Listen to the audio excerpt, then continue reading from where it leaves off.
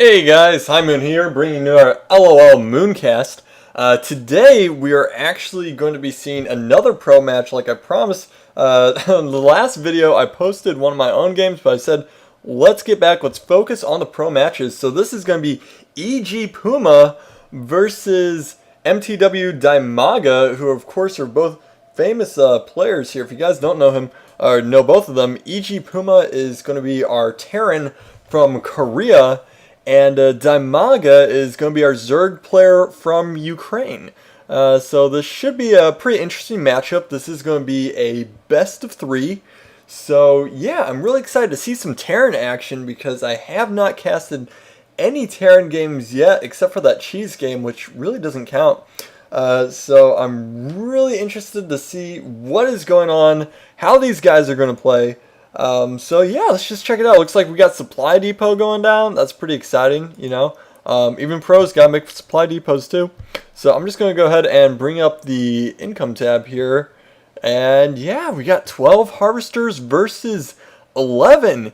You know, 13 versus 11. I think he could overwhelm him on harvesters. I mean, that 2 harvester count, I would just GG out right now. But we do have a barracks coming down. Alright, let's pull up the income tab. I'm already on that. Let's pull up production tab. Alright. Barracks, SCV, drones. Very exciting. And it looks like we are going to have an overlord slowly move across the map. Let's see if there is no... I'm not seeing the rally point, but I expect that he's going to sit somewhere behind the natural just to watch for when that expansion comes down.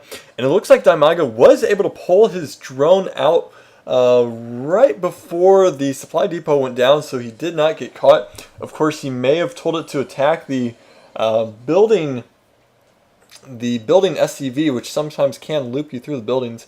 And the barracks is done. Now we are going to have a fast hatch coming down for Dimaga, and spawning pool is in production. So yeah, we're seeing a fairly standard game so far, nothing out of the ordinary.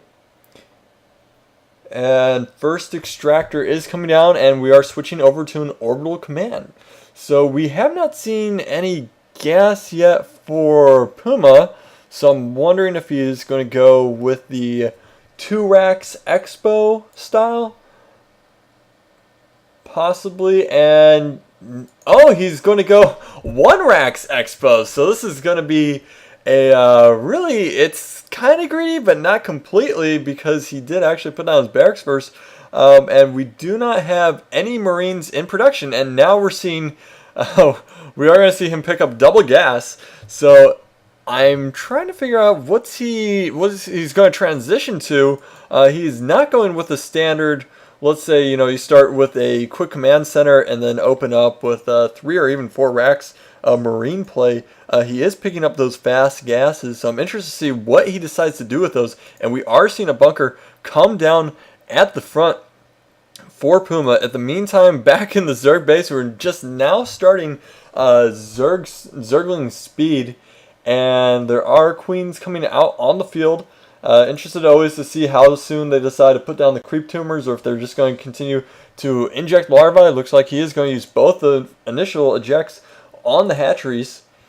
And what else do we have going down? So yeah, we are going to see the factory, which, you know, I think if he is pulling down, if he did decide to go with a quick double gas, there is no surprise that he would pick up the factory. I'm wondering if he's just going to try to go with some kind of biomech build, but based on the fact that he's not put down any more barracks, I'm thinking that he might open with some kind of 1-1-1 play. Let's go back to Dimaga to kind of see what he's got in the works for him. And pulling up our income tab, we are now seeing 27 to 23 harvesters, which of course is fairly typical for the Zerg player to get slightly ahead. And he's now droning up pretty hard. He's still staying on 1 gas. He's going to need to pull up the second. And does he have any other tech coming in at this moment? No, he does not. We're going to see if he's going to open up any banelings, roaches, and yeah, just really not sure what he's going right now. And there's only 2 Marines. There's only 2 Marines, and we're seeing a 3rd command center. Wow, what an aggressive and greedy play. Of course, we are seeing Dimaga pick up his third, which is no surprise. But we're seeing a third command center for Puma already. What is going on here? Why are there so many command centers? And there's more command centers than there are Marines on the field. That is, something is not right with this game. But he's got all that gas, so he's got to be using it for something. He is researching Siege right now, so he is going to go with the kind of biomech. But what a greedy build, and double engineering bays.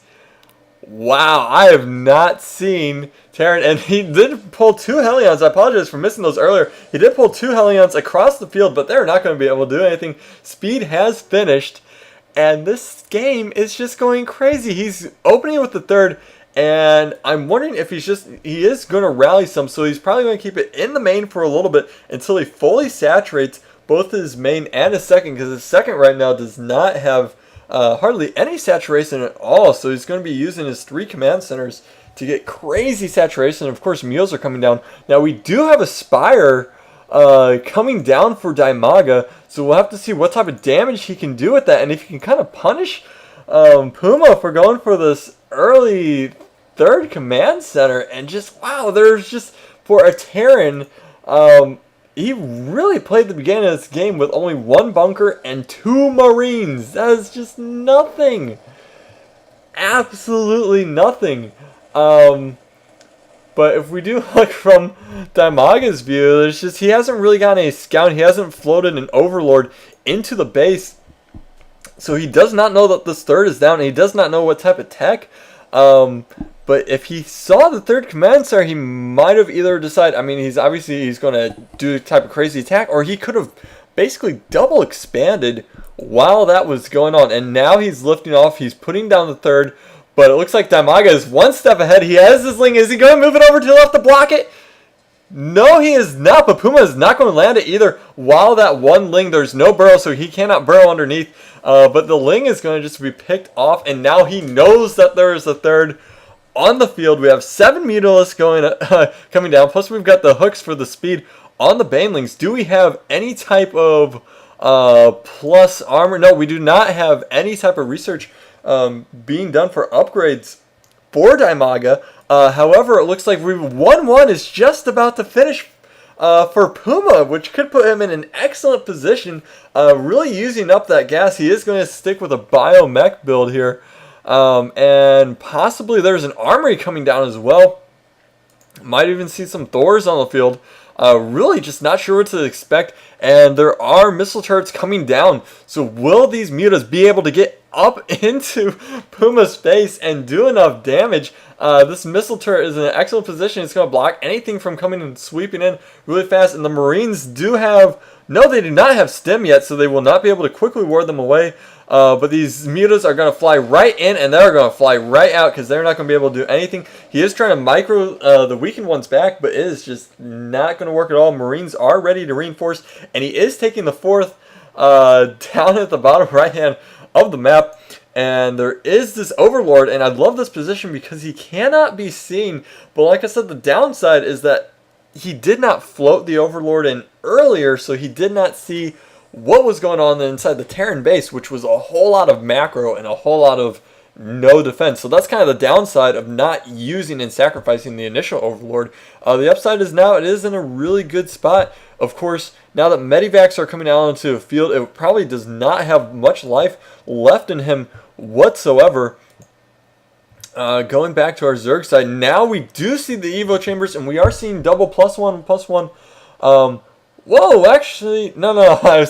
First I thought I saw +1/+1, like if he was going with his range weapon as well, but no, he is keeping with the melee and the armor, and we are seeing a macro hatch come down as well, based on that, and the infestation pit. So we're probably going to see some kind of Ling, maybe a little bit of Banelings, but I guess not too many. But we are probably going to see that Ling infester style, and there's the Medivac, and the Overlord goes down, and we even have a sentry tower to watch out for any of those mutas, and it goes almost all the way up to the top of the map, so the mutas are not going to be able to get anywhere down through the west side of the base. They're going to have to try to pick off a little bit on the south side, but I mean, there is this 1 missile turret here, and it looks like Oh, he did pick off a drop, which was well played. He lost a few meters for it, but definitely worth it because he took down the medivac. Plus, he had the Zerglings on the field to help with the Marines. Now, there is a very small push out, but this is probably just testing the waters, trying to take some Dimaga control. He doesn't have the eastern one at this time. The Zergling's going to come in. The Zergling's going to be able to take it. No, the Marine is going to live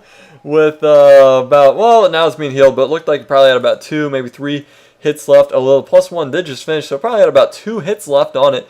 But yeah, he's just now finishing +2. And we are seeing even the tank. Sorry, I'm not too familiar with Terran, unfortunately. I'm more familiar with Zerg. But we are going to see, that is the attack upgrades. My apologies. Still trying to learn a lot here. But we are going to see a lot of Banelings. And how many Banelings? 37 Banelings.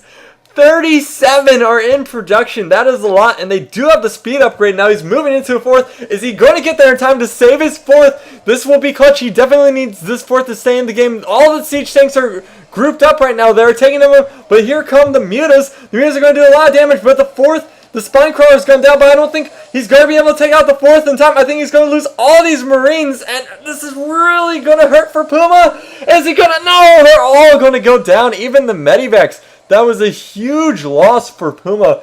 Definitely in favor of Dimaga, and Dimaga is going to come and clean up with these mutas.